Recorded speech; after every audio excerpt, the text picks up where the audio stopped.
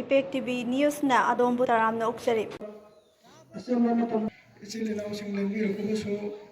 ꯊꯥ ꯑꯅꯤ 2025 ꯏꯪ ꯏꯔꯥꯏ ꯅꯨꯃꯤꯠ ꯑꯁꯤꯗ ꯂꯝꯗꯝ ꯑꯁꯤꯒꯤ ꯑꯣꯏꯕ ꯖꯦꯅꯔꯦꯜ ꯃꯤꯇꯤꯡ ꯑꯃ ꯄꯥꯡꯊꯣꯛꯆꯔꯤꯕ ꯑꯁꯤ ꯂꯝꯗꯝ ꯑꯁꯤꯒꯤ ꯂꯥꯏꯐ ꯂꯥꯏꯟ ꯑꯣꯏꯔꯤꯕ ꯂꯝꯕꯤ ꯑꯁꯤ ꯅꯣꯡꯃ ꯅꯣꯡꯃꯒꯤ ꯁꯣꯛꯆꯤꯜꯂꯛꯄꯒꯤ ꯃꯇꯥꯡꯗꯅꯤ꯫ ꯑꯁꯤꯒꯨꯝꯕ ꯂꯝꯕꯤ ꯑꯁꯤ ꯅꯣꯡꯖꯨ ꯊꯥ ꯂꯥꯛꯇ꯭ꯔꯤꯉꯩꯗ ꯃꯔꯝ ꯆꯥꯅ ꯁꯦꯝꯖꯤꯜꯍꯧꯗꯕ ꯇꯥꯔꯒꯗꯤ ꯑꯩꯈꯣꯏ ꯄ꯭ꯔꯖꯥꯗ ꯑꯁꯨꯛꯀꯤ ꯃꯇꯤꯛ ꯑꯋꯥꯕ ꯑꯣꯏ꯫ ꯃꯔꯝꯗꯤ ꯍꯧꯈꯤꯕ ꯆꯍꯤ 2014-15 ꯑꯁ꯭ꯋꯥꯏꯗꯒꯤ ꯑꯣꯏꯒꯅꯤ ꯑꯩꯈꯣꯏꯒꯤ ꯂꯝꯕꯤ ꯑꯁꯤ ꯐꯠꯇꯗꯨꯅ ꯂꯥꯛꯂꯤꯕꯁꯤ꯫ ꯍꯥꯏꯔꯤꯕ ꯂꯝꯕꯤ ꯑꯁꯤ ꯐꯠꯇꯕꯅ ꯃꯔꯝ ꯑꯣꯏꯔꯒ ꯀꯦꯆꯃꯦꯟ ꯑꯦꯔꯤꯌꯥ ꯀꯌꯥꯃꯨꯛꯁꯨ ꯂꯩ꯫ ꯅꯣꯡꯖꯨ ꯊꯥ ꯂꯥꯛꯄ ꯃꯇꯝꯗ ꯇꯨꯔꯦꯜꯒꯤ ꯏꯁꯤꯡ ꯇꯨꯔꯦꯜꯒꯤ ꯚꯣꯂꯨꯝ ꯑꯁꯤ ꯋꯥꯡꯈꯠꯂꯛꯄꯅ ꯃꯔꯝ ꯑꯣꯏꯔꯒ ꯄꯥꯖꯤꯟꯗꯅ ꯆꯦꯟꯁꯤꯟꯕ ꯏꯐꯨꯠ ꯐꯥꯎꯕ ꯇꯣꯉꯥꯟ ꯇꯣꯉꯥꯟꯕ ꯄ꯭ꯔꯣꯕ꯭ꯂꯦꯝ ꯀꯌꯥꯃꯨꯛ ꯑꯩꯈꯣꯏ ꯃꯥꯌꯣꯛꯅꯗꯨꯅ ꯄ꯭ꯔꯖꯥꯁꯤꯡꯁꯤ ꯂꯩꯔꯕꯅꯤ꯫ ꯑꯁꯤꯒꯨꯝꯕ ꯄ꯭ꯔꯣꯕ꯭ꯂꯦꯝ ꯃꯌꯥꯝꯁꯤ ꯑꯩꯈꯣꯏ ꯈꯥꯡꯕ ꯉꯝꯗ꯭ꯔꯦ꯫ ꯑꯋꯥꯕꯒꯤ ꯑꯋꯥꯕ ꯆꯩꯊꯦꯡ ꯉꯥꯛꯇ ꯄ꯭ꯔꯖꯥꯁꯤꯡꯁꯤ ꯐꯪꯗꯨꯅ ꯂꯩꯔꯦ꯫ ꯑꯗꯨꯅ ꯃꯔꯝ ꯑꯣꯏꯔꯒ ꯉꯁꯤꯒꯤ ꯃꯤꯇꯤꯡ ꯑꯁꯤ ꯂꯩꯀꯥꯏ ꯑꯁꯤꯒꯤ ꯅꯍꯥꯔꯣꯟꯁꯤꯡꯅ ꯁꯤꯜꯂꯒ ꯌꯥꯝꯅ ꯃꯔꯨꯑꯣꯏꯕ ꯃꯤꯇꯤꯡ ꯑꯃ ꯑꯣꯏꯅ ꯑꯩꯈꯣꯏ ꯄꯥꯡꯊꯣꯛꯆꯕꯅꯤ꯫ ꯍꯥꯏꯔꯤꯕ ꯑꯁꯤꯒꯨꯝꯕ ꯂꯝꯕꯤ ꯑꯁꯤ ꯅꯣꯡꯖꯨ ꯊꯥ ꯂꯥꯛꯇ꯭ꯔꯤꯉꯩ ꯃꯅꯨꯡꯗ ꯃꯔꯤ ꯂꯩꯅꯕ ꯑꯣꯊꯣꯔꯤꯇꯤꯅ ꯃꯔꯨꯑꯣꯏꯅ ꯂꯣꯀꯦꯜ ꯔꯤꯄ꯭ꯔꯦꯖꯦꯟꯇꯦꯇꯤꯞꯅ ꯑꯃꯨꯛꯇꯪ ꯃꯤꯠꯌꯦꯡ ꯆꯪꯕꯤꯔꯒ ꯂꯝꯕꯤ ꯑꯁꯤ ꯑꯃꯨꯛꯇꯪ ꯄ꯭ꯔꯖꯥꯒꯤ ꯅꯤꯡꯊꯨꯡꯅꯅꯕ ꯁꯦꯝꯖꯤꯟꯕꯤꯌꯨ ꯍꯥꯏꯕ ꯋꯥꯐꯝꯁꯤ ꯃꯦꯗꯤꯌꯥꯒꯤ ꯊꯣꯡꯗ ꯊꯝꯖꯔꯤ꯫ ꯂꯣꯏꯅꯅ ꯑꯁꯤꯒꯨꯝꯕ ꯃꯤꯌꯥꯝꯅ ꯈꯟꯅ ꯅꯩꯅꯔꯒ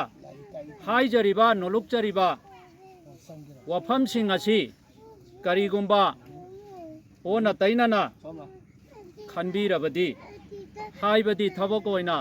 ꯇꯧꯕꯤꯗ꯭ꯔꯕꯗꯤ ꯑꯩꯈꯣꯏꯒꯤ ꯂꯩꯀꯥꯏ ꯅꯠꯇ꯭ꯔꯒ ꯏꯔꯝꯗꯝ ꯑꯁꯤ ꯂꯤꯂꯣꯡ ꯀꯟꯁꯇꯤꯇ꯭ꯌꯨꯟꯁꯤꯒꯤ ꯃꯄꯥꯟꯗ ꯂꯩꯔꯦ ꯍꯥꯏꯗꯨꯅ ꯂꯥꯎꯊꯣꯛꯄꯤꯔꯣ꯫ ꯑꯩꯈꯣꯏ ꯂꯤꯂꯣꯡ ꯀꯦꯟꯗ꯭ꯔꯒꯤ ꯄ꯭ꯔꯖꯥꯅꯤ, ꯚꯣꯇꯔꯅꯤ, ꯅꯥꯒꯔꯤꯛꯅꯤ꯫ ꯀꯔꯤꯒꯤꯗꯃꯛꯇ ꯑꯁꯨꯛ ꯁꯥꯡꯕ ꯃꯇꯝꯁꯤꯡ ꯑꯁꯤ ꯐꯥꯎꯕ ꯌꯦꯡꯁꯤꯟꯕꯤꯗꯅ ꯂꯥꯛꯂꯤꯕꯅꯣ ꯍꯥꯏꯕ ꯋꯥꯍꯪꯁꯤꯁꯨ ꯊꯝꯖꯒꯦ꯫ ꯃꯁꯤꯇ ꯅꯠꯇꯅ ꯑꯩꯈꯣꯏꯒꯤ ꯂꯩꯀꯥꯏ ꯑꯁꯤꯗ ꯂꯩꯔꯤꯕ ꯃꯤꯅꯤ ꯗꯥꯝ ꯉꯥꯡꯂꯧ ꯂꯧꯀꯣꯟꯗꯒꯤ ꯗ꯭ꯔꯦꯅꯦꯖ ꯇꯧꯅꯅꯕꯒꯤꯗꯃꯛꯇ ꯃꯅꯤꯄꯨꯔ ꯒꯣꯔꯃꯦꯟꯅ ꯁꯥꯕꯤꯔꯤꯕ ꯑꯁꯤꯒꯨꯝꯕ ꯃꯤꯅꯤ ꯗꯥꯝ ꯑꯁꯤꯁꯨ ꯍꯧꯖꯤꯛ ꯐꯥꯎꯕ ꯂꯣꯏꯁꯤꯟꯕꯤꯗꯅ ꯊꯝꯂꯤ꯫ ꯃꯤꯅꯤ ꯗꯥꯝ ꯑꯁꯤꯒꯤ ꯅꯥꯀꯟ ꯌꯦꯠ ꯑꯣꯏꯗ ꯂꯝꯕꯤ ꯑꯃꯃꯝ ꯂꯩ꯫ ꯍꯥꯏꯔꯤꯕ ꯂꯝꯕꯤꯁꯤꯡ ꯑꯁꯤꯁꯨ ꯃꯁꯤ ꯁꯥꯟꯅꯅꯕ ꯍꯣꯠꯅꯕ ꯃꯇꯝꯗ ꯂꯩꯕꯥꯛ ꯂꯧꯊꯣꯛꯈꯤꯕꯅ ꯃꯔꯝ ꯑꯣꯏꯔꯒ ꯇꯠꯊꯗꯅ ꯂꯣꯏꯅ ꯂꯩꯕꯅꯤ꯫ ꯍꯥꯏꯔꯤꯕ ꯂꯝꯕꯤ ꯑꯅꯤꯁꯤ ꯍꯧꯖꯤꯛ ꯆꯠꯄ ꯌꯥꯗꯦ, ꯅꯣꯡ ꯆꯨꯔꯛꯄ ꯃꯇꯝꯗ ꯆꯠꯄ ꯁꯨꯛꯌꯥ ꯌꯥꯗꯕ ꯑꯗꯨꯒꯨꯝꯕ ꯑꯃ ꯑꯣꯏꯔꯤ꯫ ꯂꯣꯏꯅꯅ ꯍꯥꯏꯔꯤꯕ ꯃꯤꯅꯤ ꯗꯥꯝ ꯑꯁꯤꯗ ꯄꯥꯜꯂꯤꯕ ꯊꯣꯡ ꯑꯁꯤ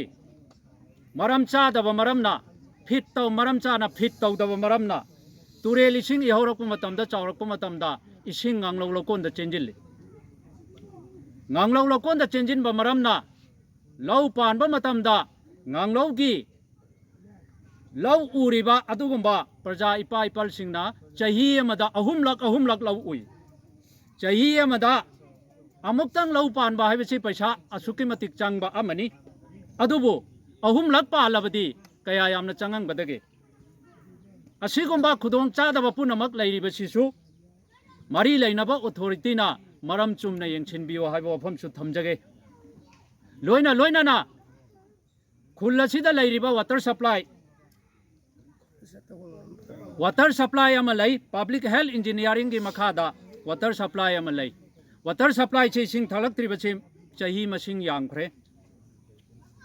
ꯄ꯭ꯔꯖꯥꯁꯤꯡꯒꯤ ꯑꯐꯕ ꯑꯁꯦꯡꯕ ꯏꯁꯤꯡ ꯊꯛꯍꯟꯒꯗꯕꯅꯤ ꯍꯥꯏꯕꯒꯤ ꯄꯥꯟꯗꯝꯗ ꯋꯥꯇꯔ ꯁꯄ꯭ꯂꯥꯏ ꯇꯧꯔꯤꯕꯅꯤ꯫ ꯑꯗꯨꯕꯨ ꯉꯁꯤ ꯐꯥꯎꯕ ꯋꯥꯇꯔ ꯁꯄ꯭ꯂꯥꯏ ꯁꯦꯝꯖꯤꯜꯂꯤ ꯍꯥꯏꯗꯅ ꯆꯍꯤ ꯀꯌꯥ ꯑꯃ ꯆꯍꯤ 10 ꯍꯦꯜꯂꯦ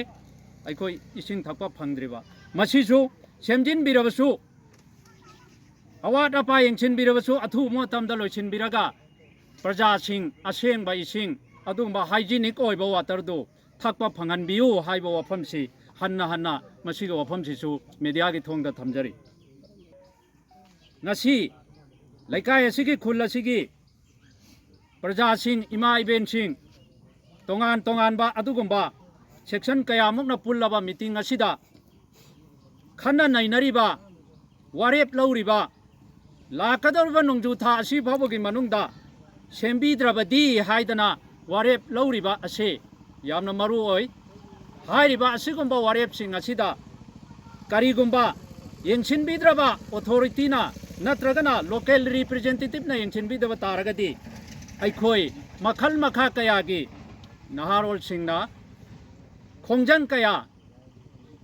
चंगसिल्लकनी हाइबा वफमसिसु अरोइबो ओइना थमजरी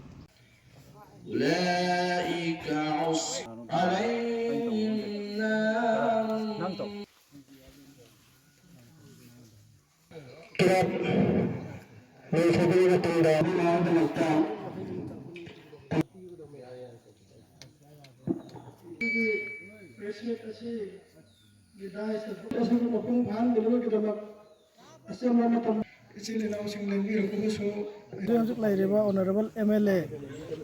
मसाना सोईब फत्रीब क्या से रिंग राउंड चपीरगा सोईब मफमसिंगसी मसाना डायरेक्ट खंगबीरगा थबुकसी पांथोकपियु अमदी टेंडर याउबा याउदबा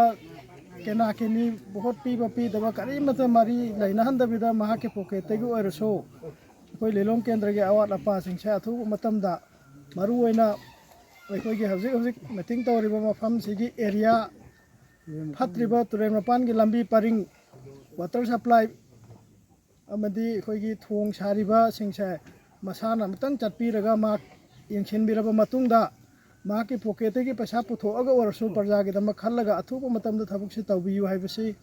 मसी मसो अखोई पुनमक के अपील ने।